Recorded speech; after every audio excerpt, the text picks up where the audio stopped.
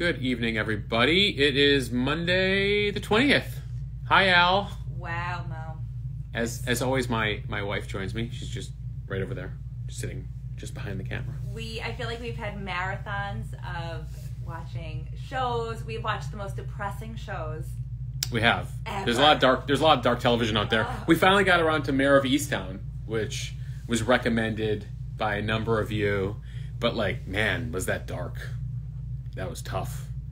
I know that was a big thing a few months ago, but we finally got to it this weekend. I need uplifting stuff right now. I mean, there's a lot happening, which you will get to. But first, before we start, let's say who we're raising money for today. Yeah, so you might see at the bottom of your screen the opportunity to donate to City Harvest NYC.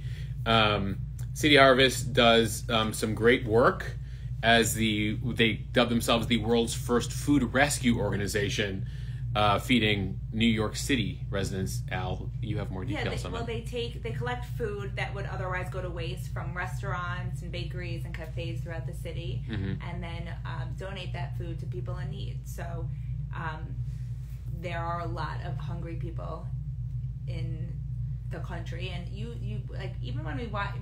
When we watch these shows and we watch, you say to me, Alex, this is the majority of our country. Unfortunately, we saw that during COVID too, is the number of people who are still food insecure in this country. City Harvest, who you can donate to at the bottom of the screen, all proceeds from tonight's live will go to them at this time of year when, some of us are fortunate enough to have, our cupboards full and our refrigerators full and be with family for meals, and many do not have that, are not that fortunate, and so City Harvest does some great work in New York. Also, just so much food goes to waste. It is, and so Kelly just asked if they're NYC based. They are NYC based, but they have they are also around the country and the world, I believe. Well, they have affiliates. They have affiliates, yeah. Correct. But are organizations that they correspond with. But City Harvest, I understand, is just New York City based, and we'll post some more information about them when I post this live tonight, because last week we got almost got the $1,500 actually to the Red Cross, both between the live and then people donating afterwards. You can create a button. So thankfully, one of the nice aspects of Instagram is it's pretty easy to donate to organizations through the device now, so through the platform. So we will share a link to City Harvest NYC. I'll update you guys. We already got $100 towards City Harvest NYC. Thank you for your generosity. I'm sure a lot of folks will appreciate. Danica said, great organization. My friend has worked there for many years. Yeah. Magic Mike said he happily donated. Thank you, Magic Mike. Thank you, Magic Mike. Wait, what did Magic Mike want us to watch that we finally watched? We didn't get to watch. So Magic Mike suggested we watch the college... Sex Lives of College Girls or something? Which was great. That was great. Magic Mike. That was a real uplift. We got through that pretty quickly. Very, it was 10 episodes, half an hour. He also really wants us to watch the Janet Jackson documentary. We got to watch the Janet Jackson thing. Which we have not watched yet, yeah. And we're really sorry about it. We instead watched the downer, which is Mayor of Easttown. Again, you call it a downer, but... No, it was great. It was a downer, though. It's a drama. Yeah, I mean, it's a downer like Ozark. It's a downer like Breaking Bad. Yeah, downers. All downers. Yeah. If you're looking for an uppers, don't watch Mayor of Easttown. But if you're looking for Kate Winslet as a small-town detective with a lot of problems and an entire town that effectively is covering up a crime. When I watch shows like that, I need a day or two to recover. All right, so we'll give you one more day, and then we'll find another show. And then what else did we see? Oh, I started to like the Steve Martin Short. Oh. Is it Selena Gomez? Only Murders in the Building. Only Murders in the Building. It's I kind of think it's kind of quirky. I don't know if it's on Hulu. I think it's on Hulu. But it's Steve Martin Short, and Selena Gomez, kind of like a whodunit, where they're starting a crime podcast. It's kind of fun. It's not my thing. Christian Paulser asked if we've seen Fauda. Yes, Alex, have we seen Fauda? We love it. I also, yes. If anyone needs shows to watch, on my Instagram, I collected a whole slew of shows, recommendations, and by slew we mean Alex probably recommended or passed along recommendations, I should say, since you haven't seen all of them. Some of my amazing followers suggested different movies and shows to watch, and so I put together a highlight on my Instagram of all of their suggestions, which we're trailblazing through right now.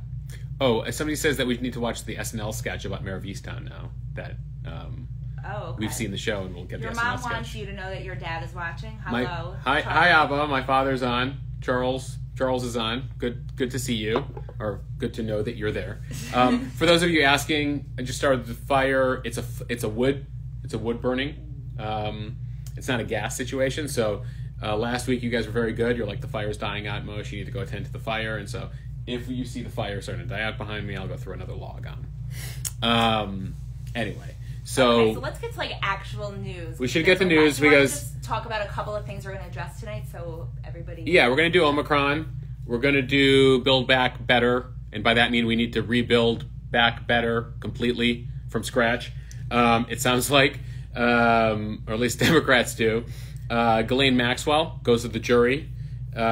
Elizabeth Holmes goes to the jury, and the Kim Potter trial, the police officer who shot Dante Wright when she accidentally pulled her gun instead of a taser, that went to the jury. So today, 3 major trials we've been watching all went to the jury. So we will see some verdicts this week, and up to 3 verdicts this week, depending on how those deliberations go. I know that we might also bring up the Chris Noth. If people are still interested in Chris Noth, he Well, lost like, another job today with CBS. He got dropped by his He dropped by his agency, but more significantly, he lost his newest show with CBS, which I haven't been watching. But honestly, Equalizer. Jordan McGraw just asked what you're drinking. Jordan McGraw, in this mug with a snowman holding a canary, is a nice cup of tea that Alex prepared for me tonight. Because what better to be in Vermont and drink tea by the fire? Your Moroccan mint, his favorite. Moroccan mint. No booze in this one. It's a Monday. But we're heading to the holidays, so we'll start to throw some fun in those drinks. All right, so I got like 100 questions from you on Omicron. And by the way, that's like the closest thing to it. Then you have people calling it like Omicron. You've seen mashups on TV. Anyway, so Omicron, what do we know?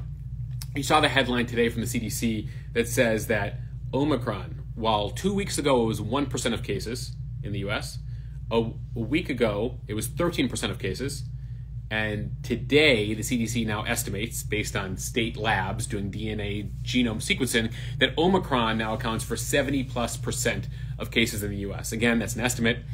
Some states are better than others. Shout out to Wyoming and Colorado for really being great at genomic sequencing.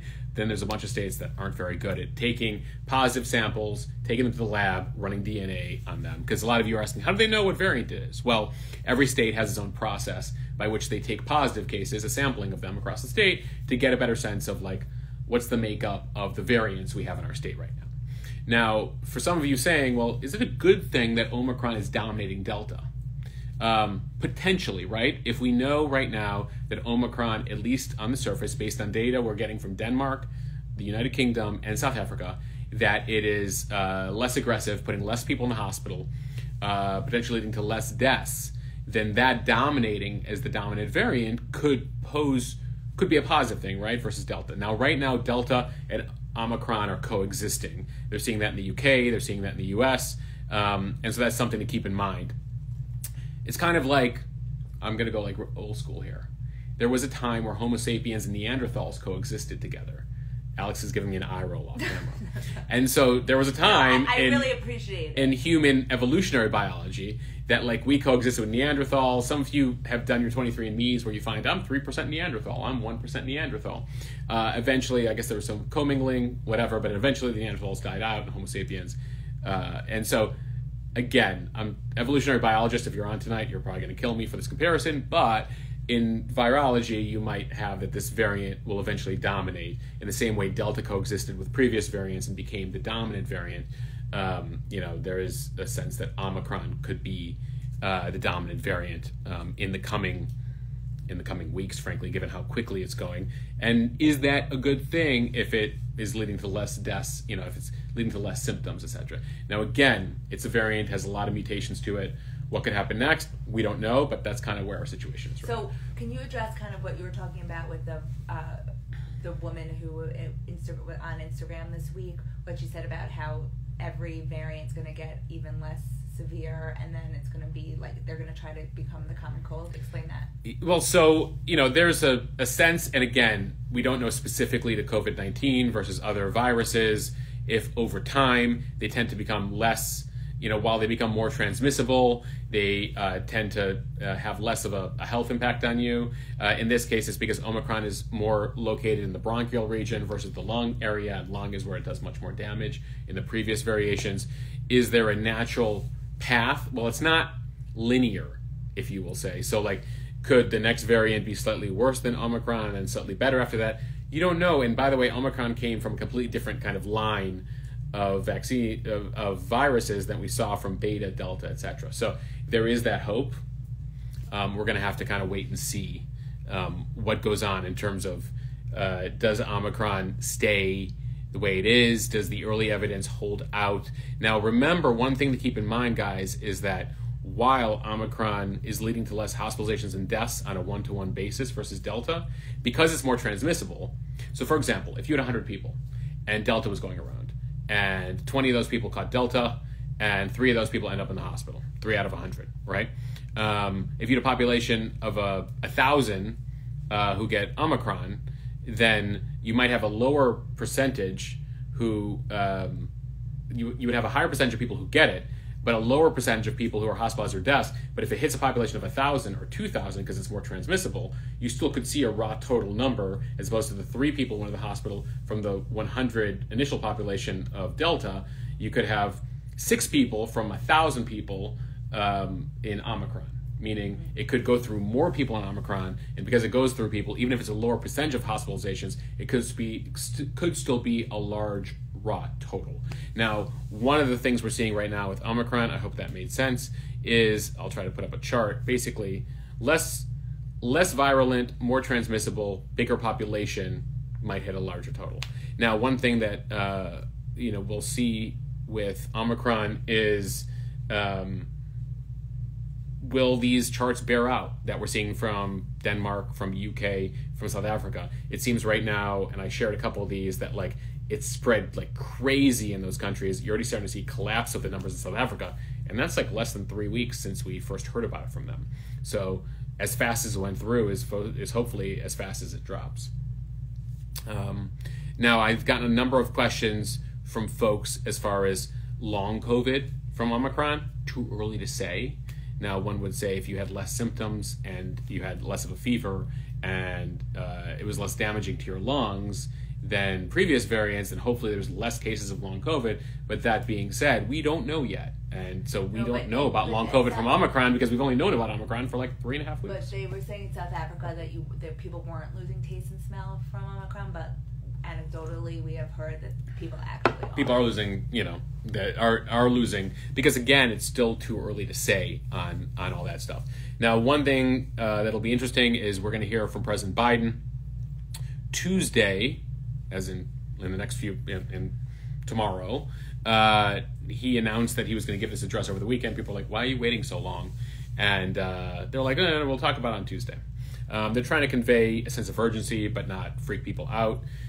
So we'll see what they have to say. The reports right now is that the inner circle around Biden are trying to figure out how to best communicate the fact that Omicron has now reinforced that, the vaccine ain't going to put this COVID thing away, right? We're living with this, and you may have heard talk of it going from a pandemic to an endemic, which is like the flu, which is the cold. It's going to be around.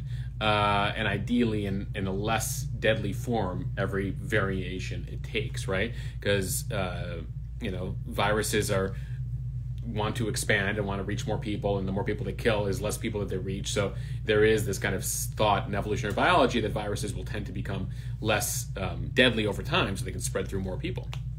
So we're going to wait to hear from Biden tomorrow. By the way, the breaking news out of the White House tonight was that he was near somebody over the weekend. He spent a half an hour with them, who turns out tested positive today. They had tested negative before they were with Biden. We know how sensitive these tests can be. That staffer, by the way, was vaccinated and boosted. So is the president, for what it stands. And so right now they tested the president with a PCR test this afternoon. He's negative again. They're going to test him again on Wednesday. But that's kind of where we're at right now, and that kind of reinforces the messaging that we're going to have here from the White House, which is we're living with this for a while. Oh, and explain what you were saying with the PCR versus the rapid. Yeah, we'll talk about that. Yeah, so we'll get to the difference in the testing in a second, and I have a post on that. But I did want to say that as far as the White House is concerned, that one of the things around messaging that this most recent anecdote for the president reinforces is that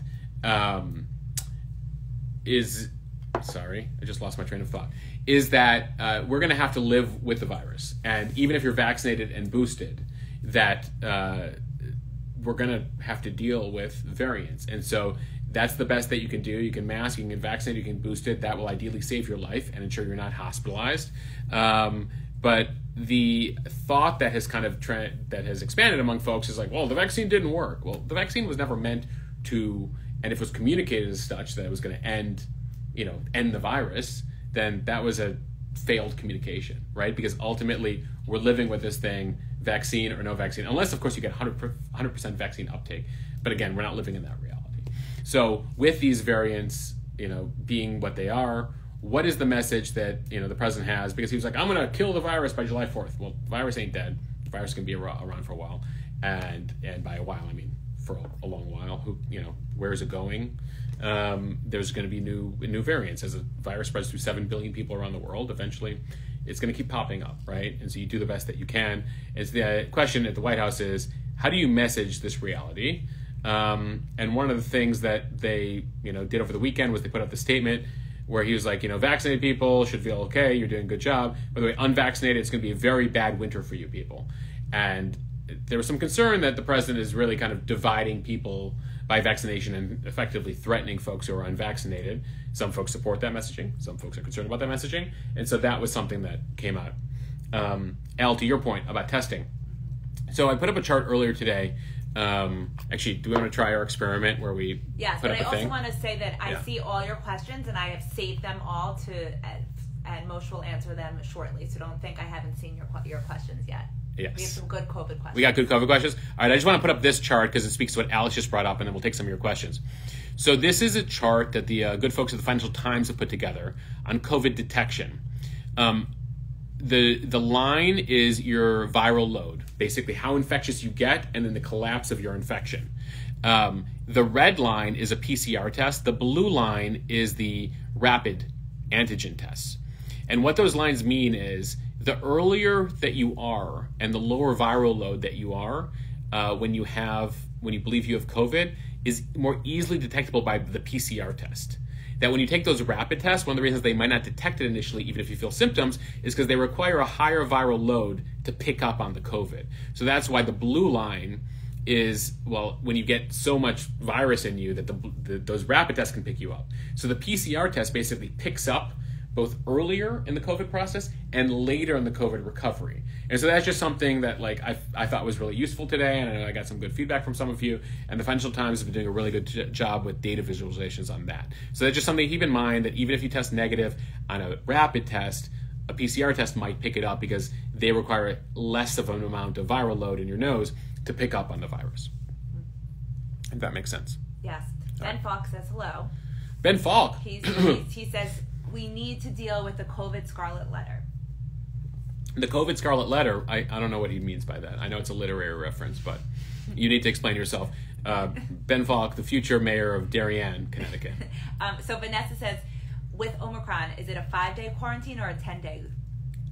So I got this note from a few people today that NYU is telling folks that if you're vaccinated, 5 days from the onset of symptoms, you should feel okay to move about the cabin, if you will. I should reach out to the doctors that I know over there on kind of where that data is coming from, because I hadn't seen that. I've only seen the 10-day thing. Yeah, so Mayor Stallone says, do you think this will change quarantine requirements? Shorter incubation period equals shorter infection period, possibly. Sure. Again, we're living in a global science experiment, folks. We haven't dealt with a pandemic before, at least not in 100 years of this sort. And so we're learning about this as we go. In sort of an eloquent way, Kamala Harris said over the weekend, we never expected Delta, we never expected Omicron. Well, we always knew there would be variants, and that's kind of how she stated it. But we're kind of 3 weeks ago, we just first heard of Omicron, then it kind of expanded, then it kind of blew up. We're looking at data. Literally every day, I'm kind of searching Twitter several times a day to find some of those charts that I share with you from doctors who are doing those analysis, and that's what we know so far. So we'll see what we learn and see what, new rules can be created. But of course, ultimately, we're also discovering that what we thought was going to be okay in terms of like you're vaxxed, you're boosted, you're wearing a mask. Even now, it's like the surgical mask, the stuff that people typically wear. Yeah. Omicron's getting through that stuff. So, that's what they're discovering now, is that the rules that they had for previous variants don't apply for Omicron. And that's part of the challenge, guys. We just got a question. D.S. Wackman says, can you talk about the Moderna news that came out today about effectiveness of the booster? So Moderna announced this morning, I think I posted it earlier, is similar to Pfizer, that their booster is very, very effective against Omicron. They actually tested 2 levels of booster. And again, all these test guys are in lab, not in the real world. So there's certain, you have to put a little grain of salt on it, because it's like they're doing this in a lab environment as opposed to in the real world environment. But what they found is they tried 2 levels of booster against the Omicron and found that both boosters, 50 milligrams and 100 milligrams, 100 milligrams like crushed Omicron. 50 did pretty well, and that's the protection that most people need. And so that's what Moderna found out today from the booster. So they're all finding that their boosters are much more effective. In bad news today, we found out that the vaccines that the majority of the world has, the Chinese vaccines, do almost nothing against Omicron. Are Sinopharm and something, you're not getting them in the U.S. If you're getting the Chinese vaccine in the U.S., I'd be shocked. So just going back to some other questions that you had from people, Danielle Gelb said, wasn't Denmark one of the countries that had the highest vaccine rates, and now they are one of the worst places with COVID? Why? So, guys, one thing I want to talk about when you say worst places with COVID, there's just case counts. And so I'm a little annoyed, and this is something the White House has to work on, is everyone's like, case counts. Cases are going high. Okay, well, there's lots of cases. How many of those cases are hospitalizations? How many of them are severe cases? So you're seeing New York City, which has an 80% vaccination rate. You're seeing states like Vermont, which has almost a 90% vaccination rate. Countries like Denmark, which is 70, 80% vaccination rate. You're seeing them with high case counts of Omicron because the vaccine doesn't recognize the Omicron variant necessarily. And so people are getting it, but the vaccine is still applying a certain amount of protection, especially if you have the booster, but even the initial vaccines, which I always try to look at because I know these companies want to emphasize their boosters. But ultimately, for the average person, if you're relatively healthy, etc., what level of protection are you still getting from the vaccines to Omicron? I'm still waiting on some of that data. And so one thing I would say is I would call it one of the worst places in the world. They all have case counts. You have case counts are soaring in several dozen countries around the world. You may have noticed a lot of what I do on my feed is what I don't share with you guys, as opposed to what I do share. Because there's so many stories out there, like record case counts in Boston, record case counts in Philly, record case counts in New York. Okay, so what do you want to do about that? By the way, those case counts don't reflect potentially 50 to 60% of the cases out there. People who can't get tested, or people who are at home, or people who have mild or asymptomatic. People who have symptoms don't want to necessarily go to get tested and get people sick. Yeah. And by the way, they just stay home. Up to 50% of Omicron cases we think are asymptomatic, which means you're just walking about the city not feeling a thing right now. Oy. So I would say this, as far as the vaccine is concerned, with the data that I was looking at in Denmark, is that the numbers of hospitalizations and deaths per cases has plummeted versus Delta. And so I view that as very good news. Aaron Bethsey, in relation to what you were just talking about, I live in Colorado. Do our COVID numbers look worse because we are doing more sequencing and testing, or did they take that into consideration when comparing us to other states? Well, I mean, obviously we have more tests available now, so if you look at this curve versus previous curves, it'll look like we have more cases, when in fact there probably were never more cases than last February, March of 2020. So look less at those initial case counts when it comes to that stuff. Ben Falk just said, what about the home test? You don't need to report that. Yeah, if you take one at home and you're positive, you're not reporting that, so that's not showing up in states. Unfortunately, the data is only as good as the reports we're getting, and ultimately, Maryland had a cyber hack. So if you've noticed, Maryland numbers have been out for a couple of weeks because there was a cyber hack into the computer systems in the state. So there was an issue there in reporting. and noted a couple days ago, it turns out that like we may have been miscounting first doses of the vaccine. So it might turn out that we have more people with second doses of the vaccine than we thought in this country, but like less people overall because we were miscounting first doses versus second doses. So there's still number issues here, and we have private hospitals and public hospitals, et cetera, et cetera. So, but I do want to address, somebody said earlier that they were confused about... Yes, that's what exactly. So Debney says, if vaccines don't work, but the boosters do, that makes no sense. So can you explain that? So think about it like a threshold, like you're filling a cup. Yeah. Okay? Like vaccines give you a certain amount of protection. The booster then gives you this amount of protection. What they're saying in their headlines is that the vaccine isn't as effective against Omicron because it doesn't recognize it. Vaccines are built in a way to, especially these mRNA vaccines, to recognize very specific details of a vaccine of a virus. When the variants come and they're like, "Look at me, I'm wearing a mask and I have like things shooting out of my head," the vaccine, what has been armed in you, these antibodies are like, "Oh, that isn't what I was trained against. That's something different." Now, you do have T cells in your body that are more general fighters that fight any foreign thing that's in your body. The antibodies you got from the vaccine specifically are like, is that the thing we were trained against? It looks a little different. And so you might not, but in some cases, your body may not pick up on that, if that makes sense. So I would say the vaccine is not useless.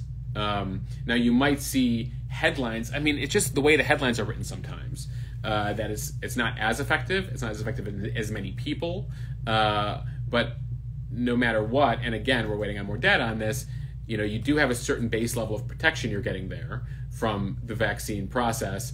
And then, of course, it appears the booster has put so many antibodies in you that it's going to fight against Omicron. Yeah, and by the way, these are general boosters, not Omicron-specific boosters. And they're breakthroughs. I mean, there are breakthroughs. And then there are asymptomatic people walking around, too. I mean, it is... Asymptomatic, and then S. Miller asked about natural immunity, which is one of the frustrations I know a lot of you have are like, where's the natural immunity study? And so there have been studies that have been out that show that natural immunity, that if you got COVID naturally, that you do have actually, in some cases, equal or better fighting power to those who just got the vaccine. The best are the people who got previous COVID and have the vaccine, that you're kind of most well prepared for the fight. However, weren't we seeing reports that if you had Delta, you could still get this Omicron? You could still get Omicron, but like still, generally speaking, and again, I'm not an epidemiologist, I'm not a virologist, that ultimately you're still better prepared for the fight. You will have gone through, again, excuse the kind of very generic language here, I'm no doctor, but I just read what I read, that ultimately having the vaccine experience, having the natural immunity experience prepares you even if Omicron kind of cuts through. Ben Falk wanted us to mention that he said the virus data got a virus. The virus data got a virus. In Massachusetts. Ben is in contention for the best dad joke of 2021. Okay, so let's see. We have a couple more questions. So Kelly says, do you agree with Fauci and his probable plain mask mandate? I'm more than happy to wear a mask. No? All right, so let's clarify what Fauci had to say yesterday. So Fauci went on a couple of the Sunday shows, as he's done for the past year and a half. He was on ABC's This Week. By the way, since my father's on, I grew up watching This Week with David Brinkley on ABC back in the day. Then they had Sam Koki, then they had Stephanopoulos, and so he's still hosting it most weeks. So Fauci was over there, and he was asked by John Carl, who was hosting This Week, hey, is there ever going to be a time where we don't have to wear masks on planes? And Fauci, and I wish he had followed up and asked again, but he asked it once, and Fauci's like, no, I don't see a time. Like, I think that when you're in a closed, small plane, you're always going to need a mask. So people are like, well, what's going on with that? Well, Fauci isn't in charge of mask mandates. Fauci can recommend certain things. When it comes to mask mandates on planes, the Federal Aviation Administration, the FAA, is in charge of that. The FAA has instituted a mask mandate since last spring. The most recent kind of extension of the mask mandate runs through January 18th-ish, 16th? Anyway, mid-January. I would imagine they're going to extend it for several more months after that. Fauci effectively said, and I hope somebody else follows up with him, maybe we'll try to get him on this. Well, I mean, like, when you said you don't see a scenario with no mask, Like, do you mean like forever, ever? Like never, ever, ever masks? And we need to find out. Now, that said, again, the FAA is at their discretion as to whether they want to do this. What was very interesting is that we then got a lot of comments from all of you. I think I posted 6 or 7 pages yesterday of comments. Incredible. We did a poll. And by the way, I was very specific in the poll. I said, do you support a mandate, like required masks on planes going forward for the rest of time? 28,000 of you voted. Thank you for your engagement. And the split was 54-46 yes mandate. Now, some people are like, who's your audience? Well, this is what I know about the audience based on Instagram demographics. That 85% of you are female. That and the majority of that age of that group is ages 25 to 40. So of that demographic, and again, I'm not able to break down the poll by those numbers, but just to give you a sense of stuff. Now, we're represented in 50 states, and I think, like, I know this, like, several dozen countries, because I get notes from countries all over the world, especially, you know, those of you who are like, hey, can you cover this in my country, etc. Now, for the most part, the poll is not scientific, right? And I imagine a handful of foreign folks may have voted in it accidentally by touching the screen or purposefully. But that's generally what I saw. And so, but it was interesting. And I hope that, you know, you feel that your opinions were expressed by the variety that I chose. So mention some of the opinions right now. Well, I mean, ultimately we had a category of folks who are like, yes, I support mandate for the rest of the time. I haven't been sick on a plane since COVID. Then I had people who are like, I support masks, but I support it as a choice. I will wear a mask, but I don't think people need to be wearing a mask. Then I had people who are against masks and said, you know, but I wouldn't wear a mask, but I think it should be a choice, and I don't think it should be a mandate. And that was kind of the 3 groups. And then I heard from a lot of parents, especially folks who have children with disabilities, who have difficulty or are just really small and have difficulty putting on masks. Who said, you know, they've had experiences on airlines where the airline has been very accommodating, where the airline hasn't been accommodating. Here's a trick: as long as the kid is eating, the flight attendant won't bother you. Then I heard from a bunch of flight attendants who are like, you know, we don't want to be called the mask police. We're trying our best. You know, I try to be accommodating, etc. But some people take advantage.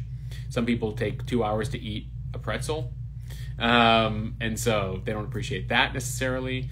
You know, ultimately they're just there to, you know, they have to do all the jobs that they have to do as flight attendants. So that was among the things. Then I got parents who are like, my kids easily wear masks. And then I got some parents who are like, my kids hate masks, and this is really frustrating. And then I got, I'm a mom of 4 with 4 kids under 7, and like, I don't get the mask issue. Then I got some from South Korea who's like, my kids learn to wear masks because in this culture here, like, you learn to wear a mask, and that's what you do. And then I got some people who are like, well, we should have the freedom, and this is not good for my kid. And some people are like, well, you just need to reflect good judgment and train your kids that they're helping people and they're being helpers by wearing masks. So I've got a whole variety of opinions from a lot of you, and I hope that that was all reflected there, if that makes sense. Okay, you have a question from Cookie LB. Yeah. Have you heard anything about accessibility to monoclonal antibodies if you're COVID positive? Accessibility? Yeah, like if you're a COVID positive individual, how is it easily accessible to get the? I haven't checked on that in a while. I know that was a much bigger issue last year and earlier this spring. One issue with the monoclonal antibodies right now is that some of them have not anecdotally been shown to be effective against certain variants. And so they're trying to figure out which monoclonal antibodies might work against, God forbid, if you have those rare, severe Omicron cases. But I think it's on a state-by-state level. There are different rules and regulations when it comes to accessing monoclonal antibodies, and that's something you need to discuss with your doctor. Horse, of course, just says there's an antibody shortage in New York. Yeah, I mean, part of the issue is also antibodies that are effective for Delta and then effective for Omicron. Mallory just said, love your Monday Instagram lives. Thank you. And the Mia Mara said, you deserve a donation from me for reading all of my messages. You the best. I try to be as responsive to all of you as long as you're respectful. Some people aren't. Some people aren't, and then I engage with them, and they're like, oh man, you're a person. And I'm like, yes, I am, and I'm trying to understand why you're talking the way you are. And some people don't get nice, and so I block them, and then some people, like, we have a nice conversation. Sometimes we agree to disagree. One thing I was going to say as far as the plane thing, because I just want to close the loop on that, is the FAA would have to institute a lifetime ban. And now that you've heard from a couple airline CEOs that, you know, they don't necessarily think that masks, especially given the filtration systems, etc., on planes, are necessary. I think you could see a scenario in the next couple of years where there could be a mask section and unmasked section, right? Like smoking back in the day. You might see certain airlines go to a mask mandate while other airlines don't. I think the FAA ostensibly might make it a choice. And really, by the way, it would depend on the administration. If a Republican was to take the White House, I can't imagine the FAA there institutes a mandatory mask mandate for the rest of time, because you put an applicable appointee there and then you have some civil servant appointees. So anyway, I thought it was just an interesting opportunity to have that discussion yesterday. I don't foresee a lifetime mask mandate, but then again, it also brought up that there's a lot of things that have changed about flying. Some of you brought up that like back in the 70s or 80s, you bought like a new outfit to fly. It was like such a luxury experience to fly, even in coach. And then over time, flying has become a less luxurious experience, shall we say. Sweatpants. Although I always dress people up. yelling. I dress up seats to fly. closer together. Yeah, but Alex, there's dressing up, and then there's like people who are dressed to like go to like a Vegas club. I'm not dressed to the nines. Yeah. I'm No, dressed. you're dressed comfortably. I dress in jeans. Yeah. I don't wear sweatpants. Yeah. You're not like full unless it's like a overseas flight. Then we go sweatpants. You do. Yeah, I do. Well, at your suggestion. I typically wear jeans on flights. You like long flights. You like sweats. I like if I'm flying over an ocean, sweatpants like is very comfortable. Okay, so there are still some questions about COVID, but I feel like you can get to those on your... I could get to that but I have a couple questions I got that I just want to do quick speed round. Let's do it. Okay, so quick speed round on COVID, then we'll get to other topics. Posted a clip just before this of Trump speaking with Bill O'Reilly in Texas over the weekend. O'Reilly and Trump. By the way, how are we doing? Oh, the fire is about to go out. Sad, but there's nothing you can really do, Mo. Yeah, I'm gonna add a log to this whole situation, I think. Mosh. No, do you think? So I say that Mosh is wearing. So when my girlfriends in Indiana were pledging, they made them all wear one color. Yeah. And so they called it in Indiana. They called it a sooty suit. It said A-Fi in Indiana. That's what I'm doing. So you, my friend, are wearing. I think it's sooty suit. We're gonna try. We're gonna try to revive the fire, per normal. Sorry. I don't think that that's gonna help. I think you. All right, we'll see. We'll see how we do. Okay. We'll see if it lights up again. So what was I gonna say? Quick round. Trump, O'Reilly, they both got the booster. Then Trump got booed by part of the crowd. He's like, guys, come on. He's like a small part of the crowd. But by the way, start taking credit for this thing. I'm not going to mandate vaccines, but like the vaccines have saved millions and millions of lives. And I think that like you guys make a mistake by constantly booing and, talking down the vaccine, which is very, look at the fire, Al. Wait, I take everything I said back. All right. So just took a little piece of cardboard. So, You're hysterical. Anyway, so Trump basically, it was an interesting message, and you guys should take a look at it. I think I posted it as a reel of him talking about the vaccine to his supporters who are apt to boo the vaccine. All right. He's like, guys, we accomplished something. Take credit for it. Faith says you're an amazing fire maker. Thank you. Thanks for dealing with my... You don't understand how his ego, he's going to be so happy after this because of this. Look at this thing. It looks like a really gas great. one. It's really great. Thank you. So then somebody said, should we travel to NYC this week if we have no indoor events but a hotel stay? If you're watching and you asked that question, I would say... No. Well... I would say no. My answer is no. Alex says no. I say these are the questions I would ask before I say yes or no. One is, are you vaccinated and boosted? Two is anyone in your party of a certain age? Yeah, that's true. Or vulnerability or immunosuppressed? That's true. As a corollary to that, are you seeing anyone after your trip to New York who's immunosuppressed or of a certain age that is particularly vulnerable here? Remember that there have been anecdotal studies that people isolated in hotels through ventilation systems have somehow still gotten Omicron because it's so transmissible. So keep that in mind. So there's certain inherent risk, guys, that you take now in this world. The same way that you always took a risk getting sick. God forbid when you get in a car, it's dependent on you driving safe and everyone else driving safe. And so Omicron is like that. So if you feel that based on whatever engagement you have in New York, after New York, etc., that you can do that, then, it's up to you to determine whether it's a reasonable risk. If you're trying to see a Broadway show, the Rockettes are done. If you're trying to see a Broadway show, it's catch as catch can, if anyone in the cast gets it. So just know, that's something to keep in mind. But at the same time... D.S. Wackman says, wait, so hotels are not safe? My understanding is hotels are for the most part safe. There's always going to be an anecdotal study, and so there was a study out of Asia in Hong Kong that they believe somebody across the hall got it through the ventilation system. They think. Now, was that person totally honest about everywhere they were? Could they have gotten it from somebody else? Who knows? Was it a longer incubation period? I don't know, but I just throw that anecdote out there because you might see that. But I haven't seen like widespread ventilation, because you really have to be coughing up a thing, coughing, and then really going through the ventilation. I mean, that's something. It's like Hollywood style movie. Your mom situation. just said kol hakavod. Kol hakavod. Can you explain to everyone who's not? It's like in Hebrew, it means like congratulations, good job on the fire. I had somebody said, are there studies on catching Omicron at a party versus a grocery store? Nope. Again, we've only known about this for 3 or 4 weeks. Anytime you're in a closed environment, indoor environment, there's a higher chance of getting it. We talked about mask mandate. And then I got a question about the Moderna. We talked about vaccine mandate. Now, the next highest level court has ruled that is constitutional.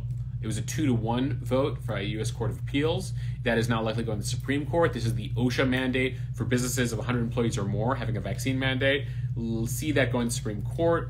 By the way, one of those judges said they'll let it go through because they don't see them having authority over OSHA standards. It'll be interesting to see how the Supreme Court lands on this. For the most part, the Supreme Court has confirmed most state vaccine mandates. This will be the first federal mandate. So will they rule that this is unconstitutional federally? Potentially. Let's see how that goes. So as of right now, the federal vaccine mandate for large employers, and by the way, it's a vaccine mandate or weekly testing, you have an option, goes into effect in mid-January. Now, see it go to the Supreme Court, so this will change 3 more times.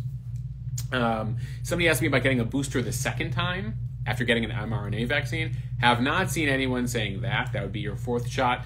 I have seen the Israelis start to go to the 4th shot, but there's no federal recommendation right now from the CDC, FDA. Talk to your doctor before you go and get your 4th shot. And then somebody asked about booster for pregnant women. I have seen in my DMs threads from multiple doctors and OBGYNs that some have determined that it is safe to get the booster. The big concern there is that getting the booster might lead to a fever. A fever is not good while you're pregnant. Then they said you could take Tylenol for that. And by the way, keep in mind that if you don't get the booster but you get COVID, you will still get a fever. So all I would say to that is, I'm not a doctor. Go see your OBGYN and go talk to, get multiple takes on that. That's a great answer for that, because there are people who get the booster and have terrible fever. They are out. Especially the Moderna booster. I heard the Moderna booster is a real mother effer. Oh, terrible. So that is a tough position to be in. Yeah. There are people saying, oh, it's not on. Kate just said she heard that it's not on the list of symptoms, losing taste and smell, but we can confirm anecdotally that people lose taste and smell with this. People are, no matter what variant you get, you might get any of the one of the 15 symptoms. So there's just less of certain things. There's less hacking of lungs, less loss of taste and smell. At the same time, some people are still seeing that with this variant. By the way, you never quite know what variant you have, right? You can just assume if you got in the last couple of weeks, you're more likely to get Omicron than Delta because of the way it spread. All right, let's talk. If you're in New York, if you're in New Jersey, for sure. Yeah. Reminder as we head to the next topic that we're raising money for City Harvest NYC, bottom of the screen. They help ensure that food that would otherwise have gone to waste goes to folks who are food insecure, especially at this time, this weather, the holidays. Very important cause. So if you can help donate to City Harvest NYC, bottom of the screen to do that. Jess Ford just said she's getting the Moderna booster tomorrow. My biggest suggestion for you, Jess, is to drink a lot of water. People who apparently are very, very hydrated have less symptoms. Hydration does better. Hydration does better, yeah. Alex is she's enforcing a lot of water on me. I always do, though, booster or not. Yeah. All right, let's talk Build Back Better. A lot of questions in regards to what goes on after Biden kind of surprised folks yesterday. Biden went like totally old school. So the Sunday political shows, we talked about Fauci on this week. used to be the place where you made major news in Washington. So you went on This Week, you went on Meet the Press, you went on Face the Nation, in this case Fox News Sunday, and you'd break some news. This is pre-internet. Then the internet comes along, Twitter comes along, especially the last president, and you're like, I'm going to make news on Twitter. So the Sunday shows have become less relevant when it comes to kind of big news. But Manchin's kind of old school like that. So he's like, I'm going to go on Fox News Sunday and make a big freaking headline. And by that, he was like, I'm not going to support Build Back Better. Remember, the Senate is 50-50 with Kamala Harris as the tie-breaking vote, which means if Democrats want to pass anything, they need all 50 senators on board, and then Kamala to obviously tie-break. Which means Joe Manchin, as one Democratic senator, joined by 50 Republicans, who none of whom want to play, and I got that question, like, any Republican going to switch for this? No. Susan Collins ain't switching for this. So Build Back Better, which is nearly $2 trillion in spending, including parental leave, child tax credit, climate change policy, all of that is basically dead in the water right now, with Manchin saying yesterday, I'm not for this $2 trillion. It's just too much money. Let's start to consider all these things individually. And the challenge with why Congress likes to put these big bills together, Al, is that it's much easier to just pass it all as one big thing, and you throw in something for everybody. So people are like, all right, I'll suck that thing up if, like, you put my thing in. Oh, Senator number 17 over there wants this thing. Okay, throw that thing in, and he'll deal with the other thing we put in. Passing stuff individually is much harder, so that's why you tend to see these big pieces of legislation. Also, individually means that each single thing needs to go through a committee process, which could take weeks or months. So Manchin's just like, basically, I want you to restart the whole thing. Now, that took the White House by surprise. It sounds like he didn't call the president in advance to let him know that he was going to turn the table on his biggest project. And so they, though, did speak last night, according to multiple sources. They had a cordial conversation. They're going to keep the conversation going. So I think Biden's going to figure out, like, what can they do to appease Manchin. Then you have the rest, the left wing of the party, the progressives, who are like, what the F? Manchin is, like, not on board with stuff. We're so pissed off. Like, why do we keep accommodating him? And so, you know, you have this reflection. You have this in both parties, where you have the people on the extremes and you have people in the center, and they have to compromise to get things done. So in this case, the liberals are pissed off. Biden's pissed off that Manchin basically strung them out for a while. And Manchin's just like, it took a while. I didn't like what I saw, so I'm killing the thing. And Manchin does have a tendency to do this sometimes. So that was the big headline there. Now, what does that all mean? Well, there was a big caucus meeting. This is when the parties meet together. And so the Democrats will have a caucus meeting, not together, within their own party. So the Democrat caucus will have their own virtual meeting tomorrow night, since several of them have COVID right now, Cory Booker, Liz Warren, etc. And they're going to see how they proceed. And Joe Manchin apparently has been making some phone calls, including the White House, and he's like, no, I'm a good member of the Democratic Party. I just have my own views from West Virginia, and so I'm hoping, this is him speaking here. I'm hoping we can still do some of this stuff, but I want to show that it's paid for, and he doesn't feel like the math done by the Democrats to be like, we're going to do this, but carry the zero, and it's all paid for. And he's like, no, I want it all on the table of how much this stuff will cost. Go ahead. S. Miller says, what is Manchin's endgame? How does this further his political career? Joe Manchin, I don't believe he has White House ambitions, though you could say that every senator does think they should be the president at some point, which is why like half of them, run for president every 4 years. But his end goal is just he wants to effectively represent the constituents of West Virginia. He's a guy who likes the old school rules of the Senate, which is why he doesn't want to break the filibuster. He views himself as one of the few remaining moderates that works with both parties. He likes to get things done, and he wants to make sure that, from his viewpoint, he's worried about inflation, and that throwing $2 trillion in Build Back Better is only going to increase prices next year. And there has been data from economists, depending on who you talk to, that like $2 trillion more in spending next year for Build Back Better will only increase prices, at least in the short term. Scott Beckerman. Hello, Scott Beckerman. Scott Beckerman, another Connecticut nutmegger from Connecticut. Yeah. If this falls apart, do you think Biden will try and pass tax reform in 2022?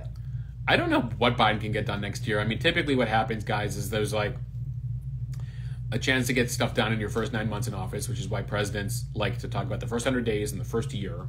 Midterm elections are next year. And unless you have like a big majority in Congress, that's in line with the White House, it's hard to pass things. A major tax package in an election year when like inflation's still going up, you want to try to argue to increase taxes? Good luck to you, but you're going to get some issues, and the Joe Manchins and Kirsten Cinemas of the world are going to give you issue. And now you got a pissed off left-wing progressive caucus of AOC, Jayapal, Ilhan Omar, that whole crew who was like pissed off in Manchin, and so they're going to be less amenable to kind of moderate legislation. So he's going to continue to have trouble, as is Nancy Pelosi and Chuck Schumer, keeping this very slim majority all thinking the same way. Magic Mike said, isn't West Virginia in the bottom of many things like education, etc.? Like, why would he? West Virginia, well, so I think what you're trying to say is West Virginia could benefit. A lot of people have said that West Virginia could benefit a lot from a number of the provisions in Build Back Better. And I think Joe Manchin to a certain extent acknowledges it, though there was a story in Huffington Post that he feels that the child tax credit would be spent by some people on drugs, which didn't... some people didn't like the way that he stated that. Again, that was kind of done as kind of a background source story, so no one has him on tape saying that, but somebody claims that he said that. Basically, what he says is that ultimately he wants what's best for the welfare of the country, which is a strong economy, and that ultimately all the spending will be bad for the economy, which will ultimately hurt his constituents. So even though the short-term spending might seem like a good idea and might help some of the folks in his state, that ultimately he feels that all the spending will ultimately hurt the economy so much that whatever support they get will, they'll be hurt by the macro conditions. That's his case. Horse, of course, 66 says David Axelrod thinks Schumer should have people vote separately so they have to defend why they voted. Yeah, I mean that's a thing. It takes time. There's a lot of procedures, and so it'll be interesting to see what they come up with. Now, by the way, the Senate's out on Christmas break for the next couple of weeks, so ultimately you won't see anything till after the first of the year, and we'll see what the political conditions are at that point, what the economic numbers will look like, and what Democrats want to use the few months that they have, because they basically have through the spring, and then everyone goes to midterm election campaigning starting in the late spring, early summer.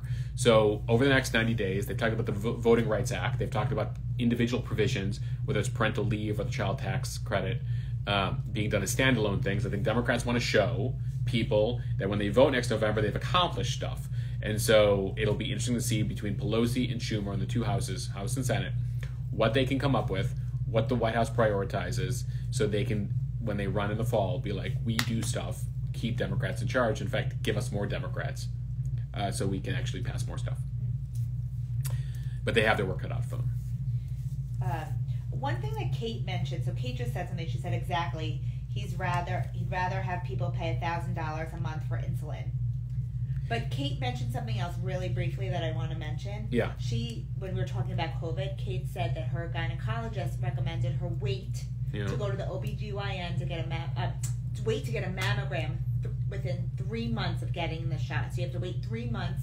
Because it'll be a false positive. Because of swollen lymph nodes and things like that. So if you are a woman who got vaccinated or boosted, wait 3 months to get a mammogram. That Good is advice. Important advice that she shared that I want everybody to know if you're listening after the fact. Good advice.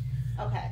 So, is there anything... Oh, so Mitch Terp said, do you think the voting reform is actually something they'll win votes on? I don't... I think they just want stuff to say they did stuff, right? I think there's a belief that the Voting Rights Act will also help Democratic constituencies vote and have more freedom to vote depending on state, help override some of the state laws and changes that you've seen.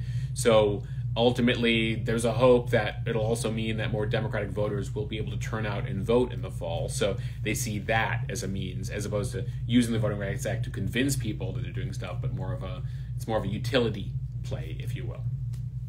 Okay, so so you have another question about something else. You have a couple of... I want to get to all the trials. Okay.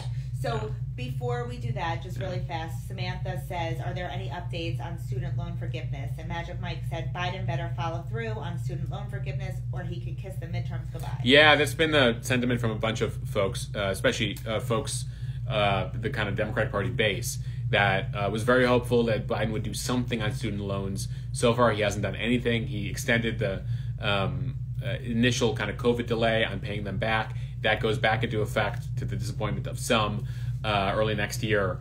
And I haven't seen anything on student loan forgiveness from the education department. We'll see what happens there. I wouldn't be surprised, though, if you see something, like, again, everything's political, right? So if it's, like, looking really dire and they really need to kind of boost the base, and that boosts the base next year, that might be something. I don't know why Biden has this reluctance to do it as executive order. He wants Congress to do it. At the same time, he's willing to do executive order on other items. So as of right now, 2021 nothing was really accomplished on that front. They did a review, and we're waiting to hear on student loan forgiveness. But Biden's been reluctant to go as far as like Liz Warren and others want to go. Want to talk trials? Yeah. All right, we got 3 juries right now deciding 3 cases we've been watching. By the way, as we go to the next topic, if we're donating to City Harvest NYC, which is helping with food insecurity during the holidays. So if you can donate to them, they do some really great work down the bottom of the screen. So we got 3 trials we're watching. Closing arguments have completed in all of them. Maxwell has gone to the jury. The Kim Potter trial has gone to the jury in Minnesota. She's the officer who accidentally grabbed her gun instead of her taser and shot Dante Wright as he was driving away. And so that trial took place. She testified in her own defense. That went to the jury. We'll talk about more of that in a second. And then the Elizabeth Holmes trial, which is out in California. She's the creator of Theranos. It was a very, very long trial. 29 witnesses, just of the prosecution, 11 weeks. And Elizabeth Holmes spent 24 hours on the stand over 7 days, Al, making her case. She's going to get off unscathed. Well, the thing about Holmes is she faces 20 years in prison, $250,000 fine on wire fraud charges. I think she faces 9 counts. Basically, manipulating folks that Theranos was legit when it wasn't legit. It's a very interesting trial that a lot of folks in Silicon Valley are watching because a lot of people, they're creating a company and they make a case to people, and there's some actual legal ramifications potentially here if she's found guilty. In this case, the accusation is that she knowingly misled investors, donors, doctors, patients, the media, the entire world about what she was doing. She was next Steve Jobs. She defended herself. She said that everything was completely innocent. She didn't know what was going on everywhere, even though she was a CEO, and that even though her boyfriend reported to her on the company, he was abusive as a boyfriend, and he was actually manipulating her into doing certain things. That was part of her defense. The question is whether the jury will buy it. By the way, Sunny Balwani, the boyfriend, faces his own trial coming up. But that basically, that he was abusive, etc. And by the way, this sounds like a really terrible relationship that she was in. But like the weird thing is she was the boss and somehow she was answering to him on certain things. So there was a whole mix of stuff. They tried to throw up a lot of sand basically at the jury to try to create a reasonable doubt for her. So now only if one juror sides with her. If one juror does not think she's guilty of any of the wire fraud charges, she's not guilty. Then she's not guilty. Can you explain that to me? Ultimately, jury verdicts need to be unanimous. Yeah. So if the jury verdict is not unanimous, you could have either a hung jury, or you could, everyone could be like, all right, we got to declare her not guilty. It depends.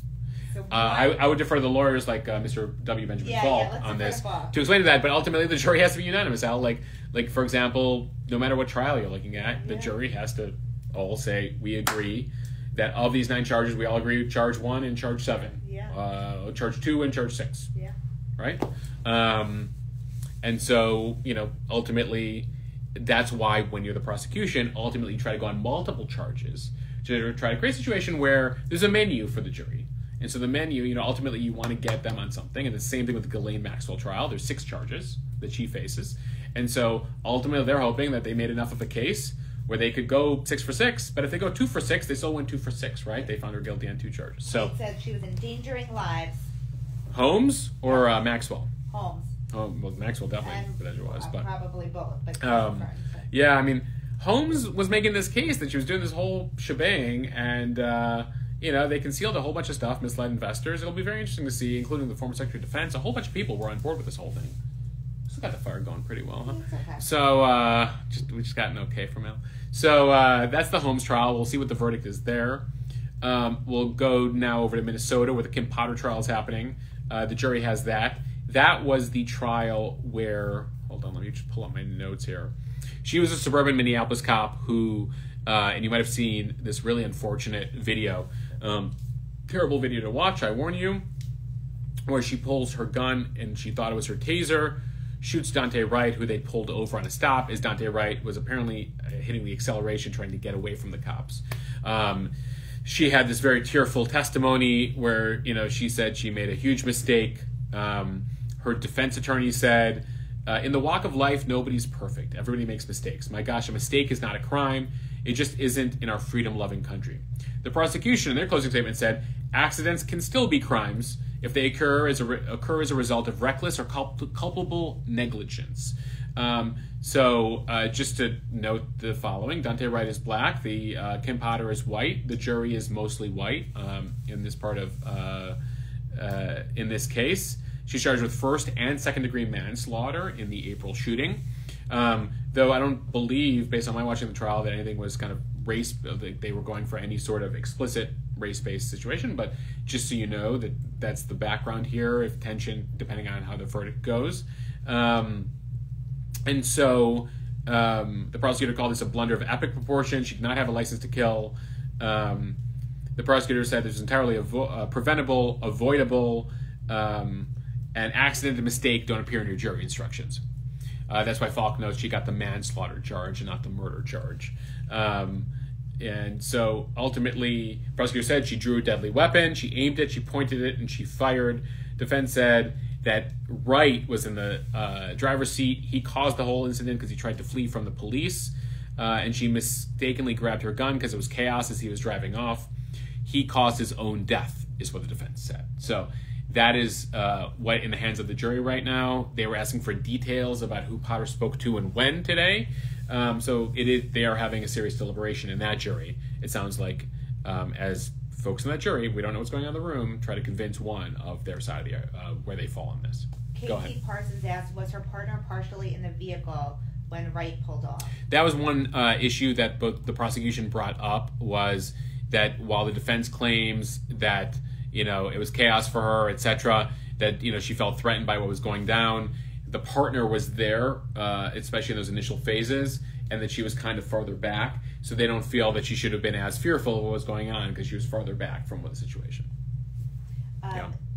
S. Miller says, except talking about Kim, except she did not shed a single tear. Well, she was very emotional on the stand. I haven't watched the video. I saw the photos. It appeared she was crying, but I'll be honest, if she wasn't crying, like it looked, all the descriptions I've heard of her testimony, and again, it was in an on-camera trial, she appeared very apologetic and but if she did not shed a tear, that may be a fact that the jury takes into consideration. Traveler said, what's the use of all the training when one can get away with the mistake, in quotes, life is lost?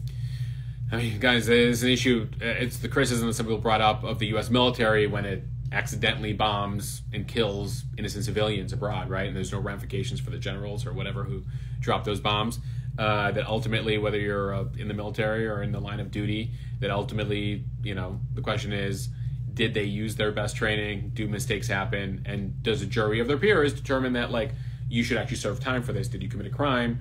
Or do we feel that, you did your best under the circumstances? And that's ultimately what is left to the jury to decide here. And the two cases have made their side. The prosecution's like, listen, she deserves to serve time. A man is dead. Defense is like, yes, a man is dead, but ultimately, if you look at the seconds that took place before, the chaos there, that ultimately that individual had something to do with their own death. And so that's ultimately what the two cases have been trying to present here. And we'll see what goes down. So that's that. And so let's end with Maxwell, which I know has been of high interest to a number of you. Thanks to all of you who are donating to City Harvest NYC, bottom on the screen. Maxwell trial, week 4. There were projections this could go 6 weeks. That's if everyone called all their witnesses. Both sides did not call all their witnesses. Prosecution went for 2 weeks. 4 main abuse victims who testified. Then the Maxwell defense went for 2 days, Thursday and Friday. Maxwell decided Friday, I'm not going to testify in my own defense. Did she decide? Did her team tell her, we don't need you on the stand, Ghislaine. You're not very sympathetic. We don't know what happened there, but Ghislaine said, they didn't prove their case, Judge. The judge asked Ghislaine in the courtroom, so Maxwell, do you want to testify?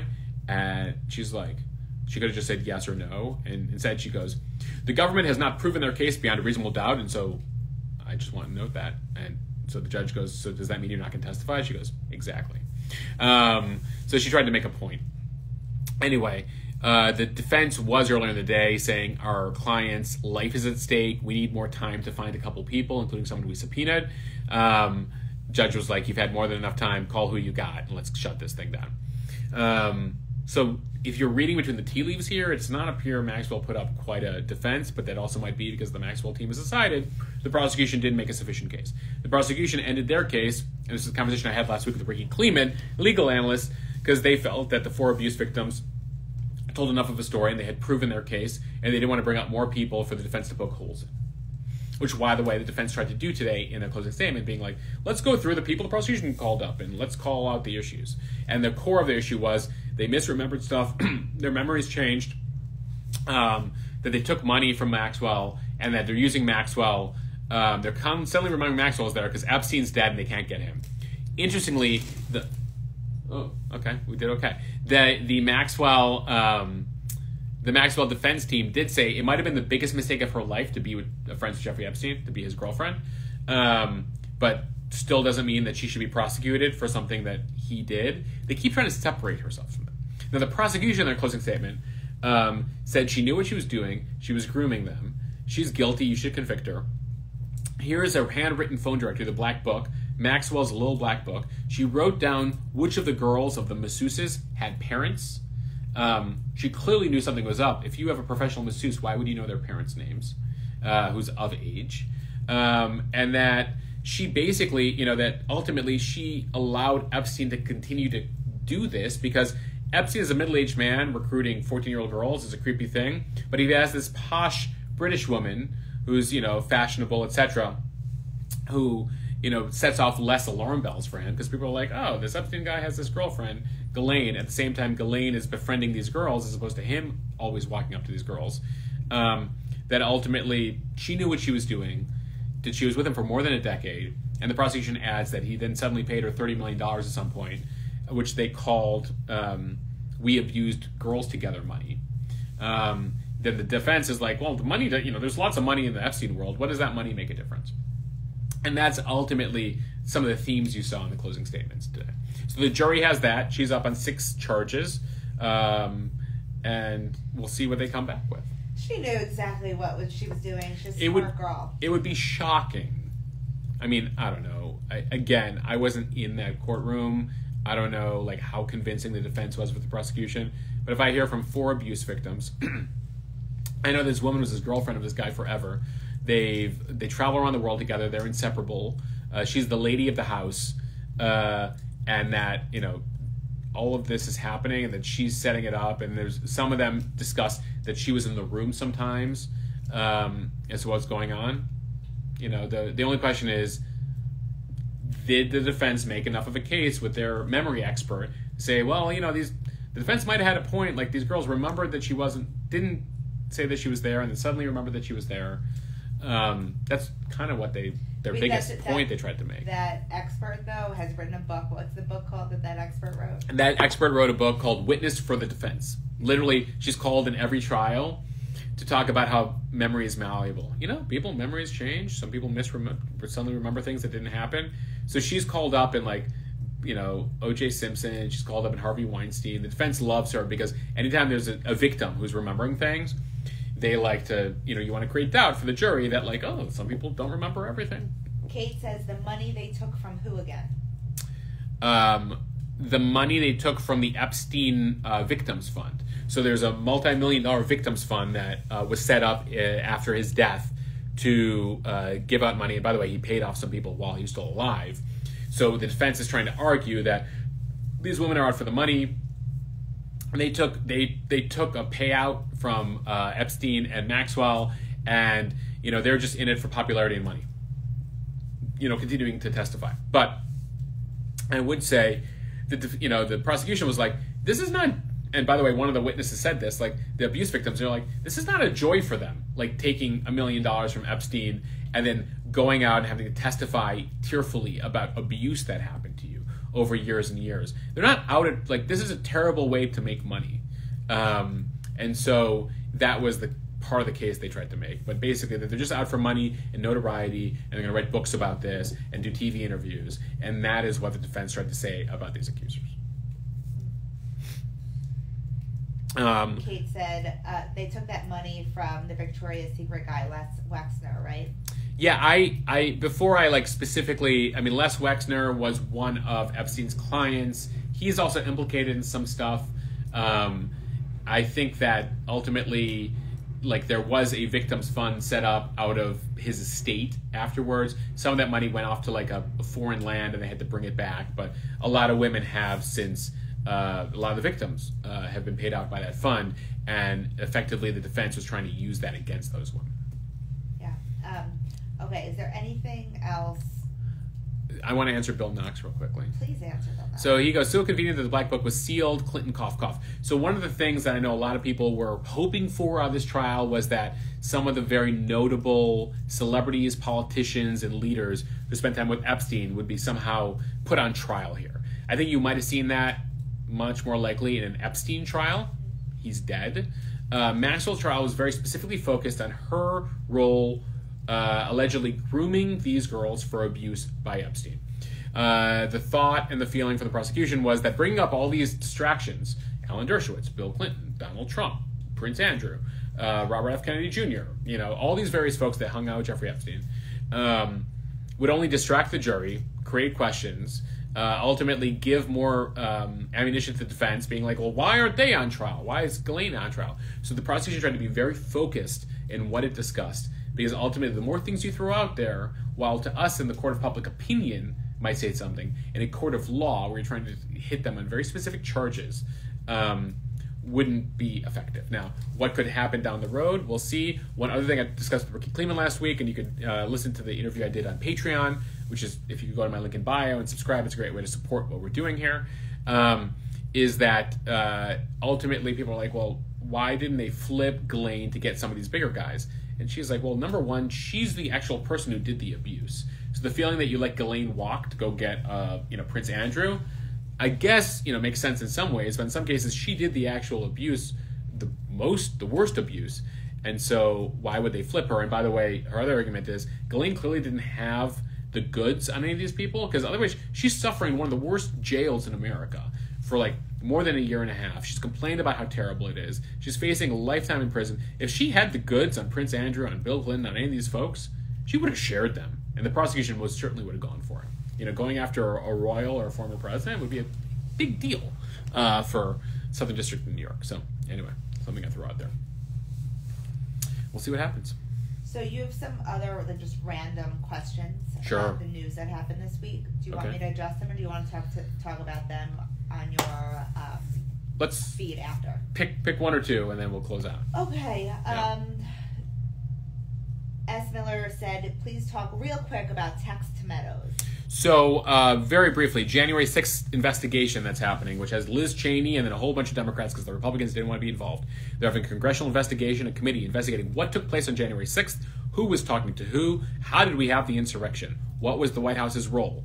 As part of that investigation, Mark Meadows, former White House chief of staff to Trump, tried to cooperate to a certain extent. He handed over certain communications. In those communications were text messages to him, Mark Meadows, White House chief of staff, the person who is the closest person to the president. On the day of January 6th, those messages came from everyone from Sean Hannity to Don Trump Jr., journalists on Capitol Hill, a couple other folks at Fox News, who are all like, end this shit, we're freaked out, tell Trump to stop this. He needs to go on TV and tell these people to calm down. Basically a recognition from some of the loyalists, including the son of the president, which you're kind of like, why wasn't he texting his dad or showing up to the dad's office? But like, he's texting Meadows, which clearly President Trump was not listening to Don Jr. on January 6th sufficiently enough that led him to text him, saying, you got to shut this all down.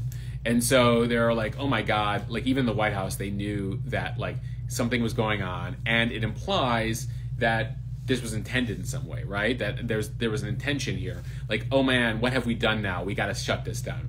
So the January 6th Commission is still trying to look into all what the White House knew, when they knew it, in the lead up to January 6th, and on that day, what were they doing? And so they're saying, if the White House had nothing to do with it, if the president doesn't care what happened, like why doesn't he just hand over all his communications that day? But clearly, both on precedent terms and for privacy reasons, etc., Trump has determined, I don't want you looking at my communications or my emails or my text messages or who I talked to that day. And so for the most part, you've got a lot of people who won't cooperate. Meadows sort of cooperated, but now he says he's reluctant to. See where that goes. So that's what's happening, and that's when you hear about these Mark Meadows text messages, what's going on there. And by the way, anytime you hand something to Congress, there's always a chance it'll be revealed for political purposes. So that's what's going on. Carrie asked you, can you talk about the White House statement from Jeff Zients? So Jeff is the counselor to the President of the United States. Yeah. And he said the unvaccinated are looking at a winter of severe illness and death. Yeah. So that was the statement we talked about earlier this evening. Yep. Ultimately, I think a lot of unvaccinated folks found that to be offensive, Yeah, right? Like if you have cancer, you can't get vaccinated. Right, exactly. Like, that ultimately some people being unvaccinated is a choice they're making despite being perfectly healthy. Some people being unvaccinated is unfortunately their circumstances health-wise that they can't get vaccinated. I think it sounds like that statement was intended to be more about the folks who've chosen to not get vaccinated. At the same time, there are folks within the public health community who are like, we need to try everything to get people vaccinated, and so being nice about it hasn't worked, so now we're going to threaten people. Now, whether that backfires in some way, potentially, but that was kind of the intention of that statement, and I think that it reinforced certain positions. People who are vaccinated think everyone should be vaccinated, support that. Certain people in the public health community support that. Certain people who are unvaccinated, clearly pissed off by that. They weren't going to get vaccinated anyway, so now that reinforces them. And then there's people who are unvaccinated but wish to be vaccinated who are kind of like, well, what does that mean for me? Why do I face death now? So those are kind of the way I see it split. You got 2 questions about the tennis player. Someone said, sorry I'm late, but did we discuss Peng Shuai? Shuai, yeah. The tennis player rescinding her assault claims. Wait, I just want to, we'll talk about that in one second. Yep. A few more comments. Some people are saying, I'm vaccinated, boosted, I was offended. It was appalling to a lot of vaccinated folks too. Yeah. I mean, I think that's pretty clear. Bill Knox says, Biden the great uniter. He promised to unite folks. This is where the White House has to be very careful navigating the kind of how to communicate in a country that is so divided. Yeah. And still try to serve the public good. And, so there's certain times. I wonder if the president might regret the way that got delivered, and I would imagine he might. Definitely think so. I don't know. So we're going to talk about the Chinese tennis player, and then we'll close up shop. So this is the tennis player who made accusations against a Chinese leader several weeks ago that she was assaulted, including with his wife in the room, physically, sexually. Then ultimately she goes missing for a couple of weeks. No one hears from her. The Chinese government has ostensibly taken her somewhere. She then starts showing up publicly and putting out statements being like, by the way, everything I said about those accusations, not true. I'm recanting my accusations. She's now given an interview to a Singaporean news outlet where she says, by the way, everything I said there wasn't true. I'm totally happy here in China, and nothing happened between me and that individual. The World Tennis Association and a few other folks are like, clearly this is not her speaking under her own free will.